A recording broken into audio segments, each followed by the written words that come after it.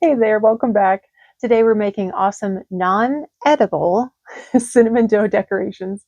These smell like winter magic and they're the perfect after Christmas project. This recipe comes to us from All Recipes, and if you're ready, let's get started. All right, first, our tools. Oh, hello. So we've got a big bowl, a spoon, gloves, the rolling pin, cookie cutters, and I chose a star, some snowflakes, and a heart.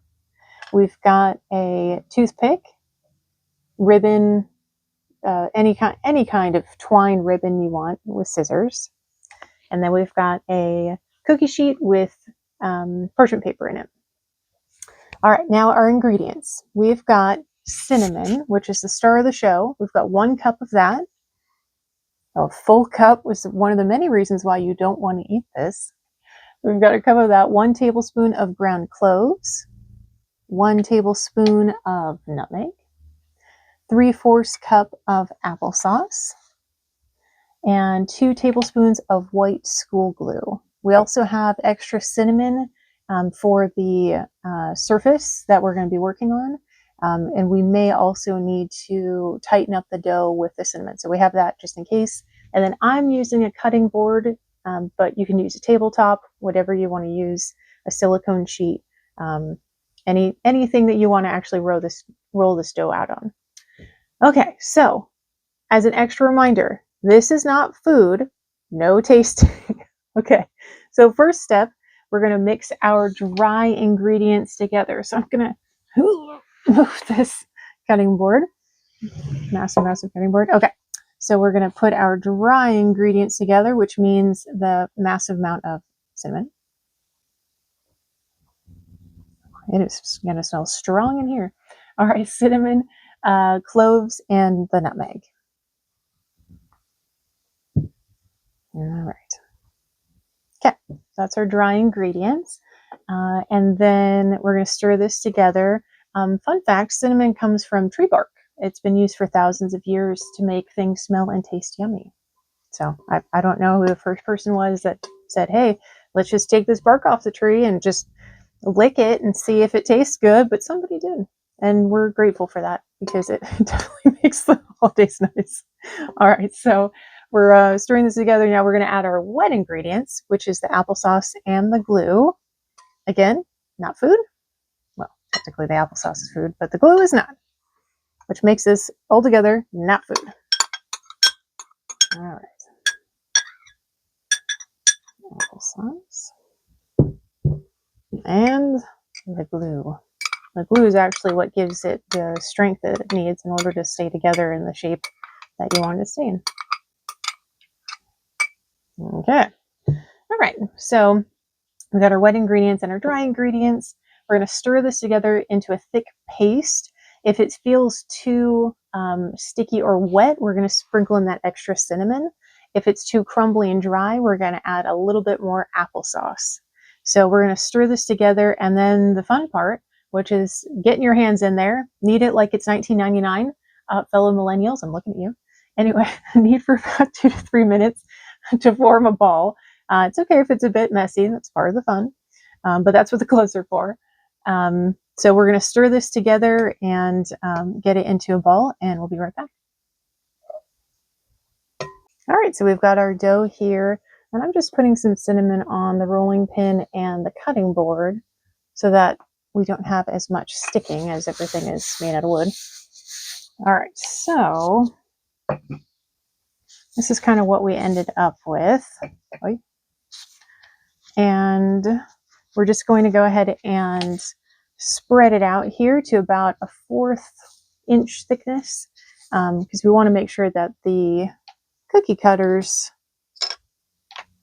can grip into it nicely and it's not so thin that that it breaks, because we want to make sure that we retain as much stability as we can. Okay, so I'm going to go ahead and spread this out,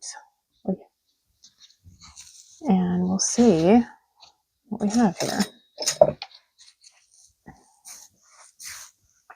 Oh well. All right, so I'm going to keep going and I'll be right back.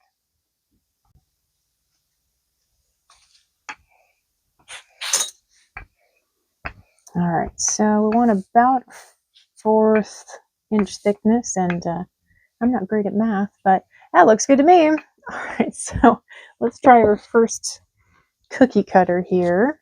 Let's try our star.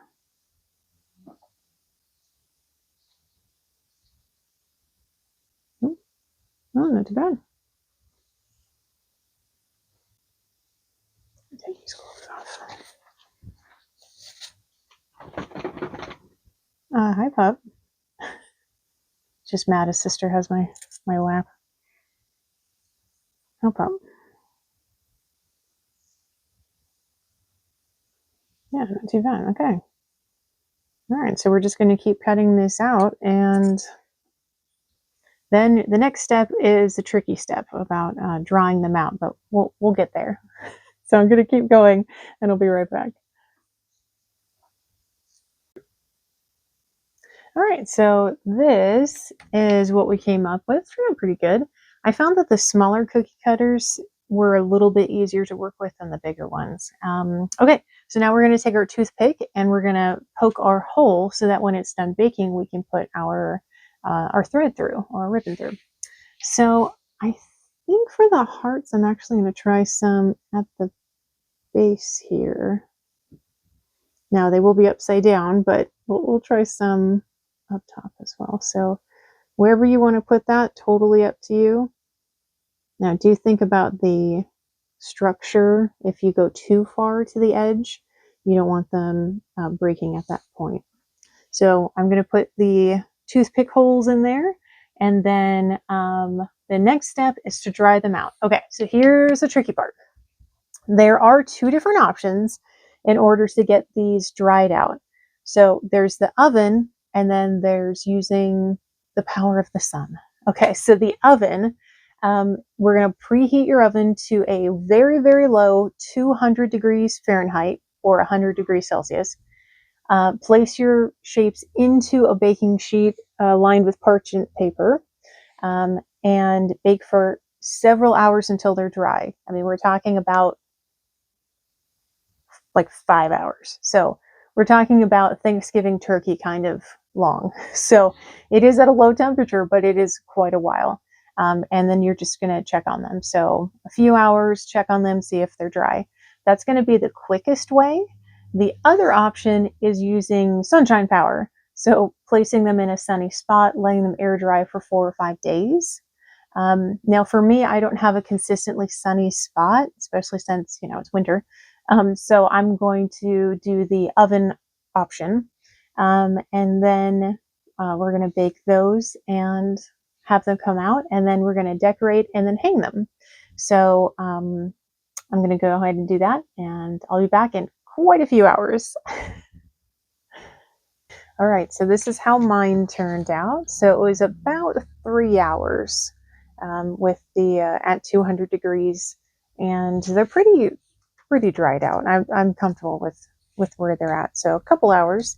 Okay, so the caveat, the additional information, if you will, the holes that the toothpicks make are not big enough to get anything through, especially ribbon. So I would suggest using more like kebab skewers or something a little bit bigger, or like a thermometer that you put into meat, etc. Okay, so because of that, we've decided to get creative and take some thread that we have here and just make a cute little pattern, and then we're going to hang them up in the kitchen. So I think they're cute. They, a happy accident may even be cuter than what we planned. And that's life. Sometimes it doesn't always go the way that you planned. So I hope you enjoyed this process and learning on the fly. So I'm looking forward to seeing what you came up with, and I'll see you next time.